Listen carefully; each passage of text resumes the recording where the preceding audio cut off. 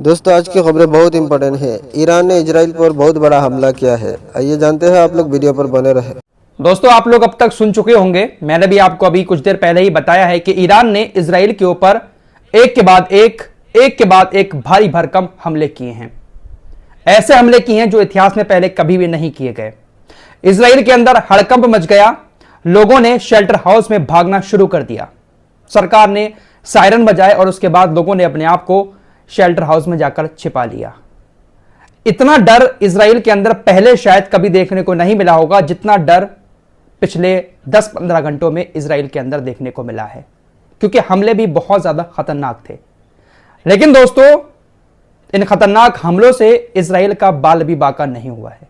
यह बात मैं इसलिए कह रहा हूं क्योंकि ईरान की तरफ से जो हमले किए गए हैं, उन हमलों से अभी तक इजराइल के अंदर एक भी मौत की खबर नहीं आई है। इजराइल कहीं पर भी हमला करता है उसमें मौतें होती हैं, चाहे वो ईरान की एम्बेसी हो या ईरान का कोई खुफिया अड्डा या फिर गाजा।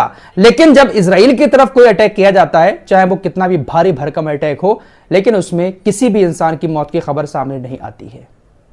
वजह क्या है? वजह आपको बताता हूं। मैं इस टॉपिक पर लगातार कई दिन से आपके सामने खबरें रख रहा हूं। मैंने आपसे कहा था कि अगर ईरान इजराइल के ऊपर हमला करता है तो इजराइल का साथ देने पूरी दुनिया आ जाएगी। यूरोप तो पूरा इजराइल के साथ खड़ा हुआ है, अमेरिका भी खड़ा हुआ है, साथ ही साथ कुछ इस्लामिक देश भी इजराइल का साथ देने मैदान में उतर जाएंगे।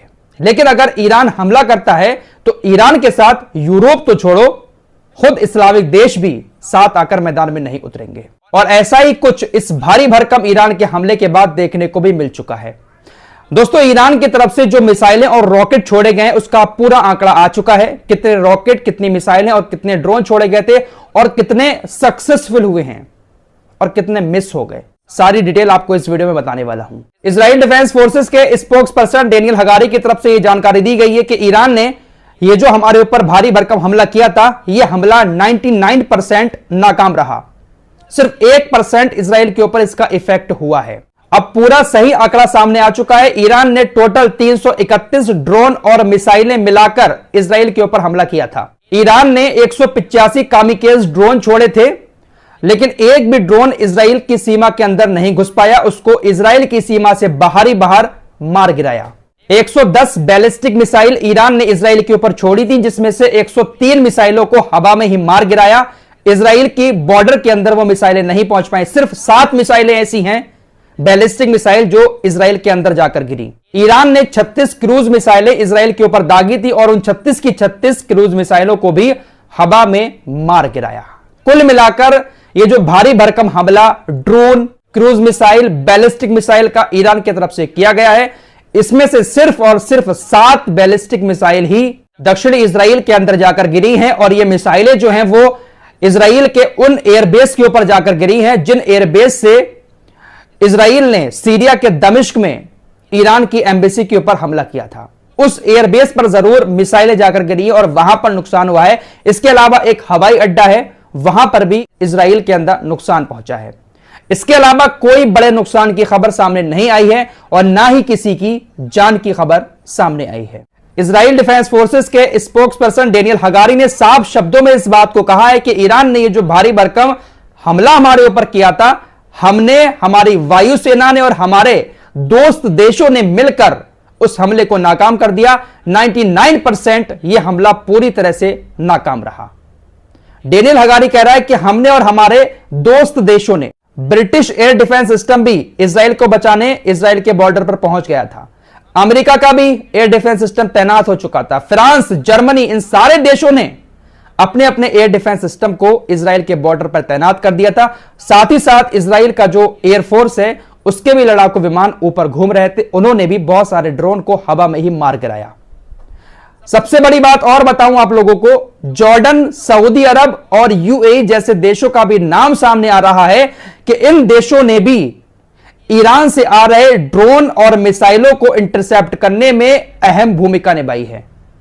जॉर्डन का नाम खास तौर से सामने आ रहा है कि जॉर्डन की सेना ने भी और जॉर्डन के एयर डिफेंस सिस्टम ने भी ईरान से आए कई सारे ड्रोन और मिसाइलों को मार गिराया और इजराइल के ऊपर हमला होने से बचा लिया। सऊदी अरब का नाम भी इसमें सामने आ रहा है कि सऊदी अरब ने भी बीच में कई सारे ड्रोन को मारा है।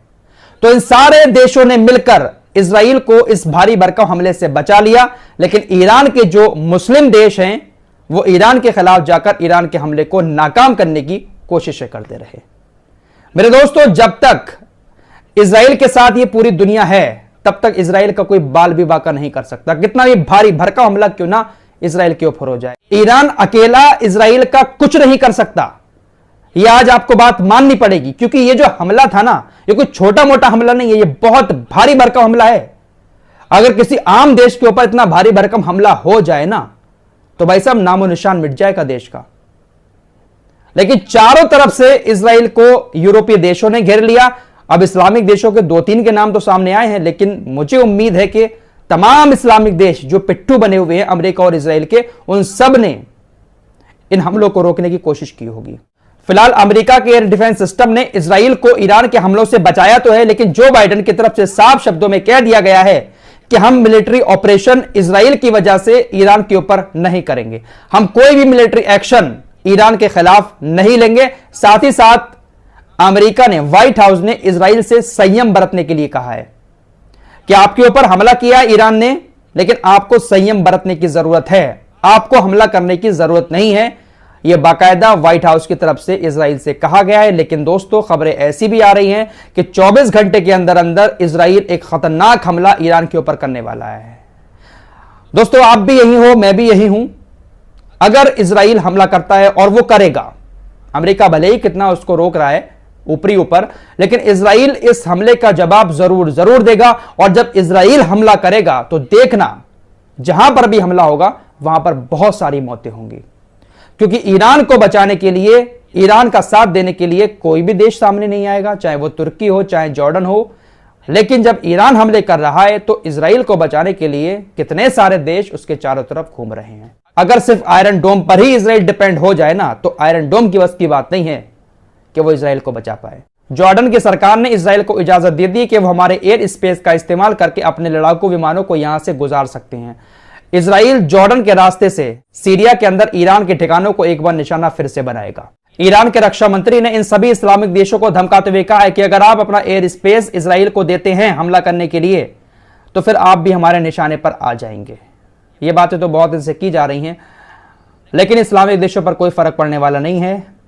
सारे देश सामने आ जाते हैं इजराइल को बचाने के लिए और हमले को पूरी तरह से नाकाम कर देते हैं। कह सकते हैं कि हमला तो बहुत भारी भरकम था, वाकई में हड़कंप ऐसा मचा इजराइल के अंदर, लोग इतना ज्यादा दहशत में आ गए कि पहले कभी भी इतना दहशत में इजराइल नहीं आया। जिस तरह की फुटेज आई हैं, भाग रहे हैं, भगदड़ मची हुई है, इतना दहशत पहले कभी इजराइल के अंदर नहीं फैली। हमला बहुत भारी भरकम था, लेकिन ईरान जिस तरह से पहले से धमकियां दे रहा था, उन धमकियों के चलते हुए इजराइल ने सारी जगह पर नाकेबंदी कर ली थी, सारे देशों के एयर डिफेंस सिस्टम को तैनात कर दिया था। और कुछ ऐसी भी खबरें आ रही कि जब ड्रोन लॉन्च किए थे ईरान ने, तो ईरान ने पहले इजराइल को जानकारी दे दी थी इस बात की कि हम आपके ऊपर हमला करने जा रहे हैं। तो जब जानकारी सारी पहले दे दी जा रही है, इतने दिनों से धमकियां दी जा रही हैं, तो सामने वाला तैयारी तो कर लेगा ना अपने आप को बचाने की। फिलहाल हकीकत यही है कि इस हमले में इजराइल को बिल्कुल भी नुकसान नहीं हुआ है। कुछ मिसाइलें जो हिट हुई हैं उसमें कुछ एयरबेस हैं और कुछ दूसरी जगहें हैं, लेकिन इसमें कोई भी बड़ा जान का नुकसान इजराइल को नहीं हुआ है। फिलहाल इस रिपोर्ट में इतना ही, मिलते हैं एक और नई वीडियो के साथ। दोस्तों, हमारे वीडियो देखने के लिए बहुत बहुत शुक्रिया। चैनल पर पहली बार आए तो फॉलो सब्सक्राइब कीजिए और साथ ही साथ शेयर भी कीजिए। मिलते हैं अगली वीडियो में, तब तक के लिए अपना ख्याल रखें। धन्यवाद।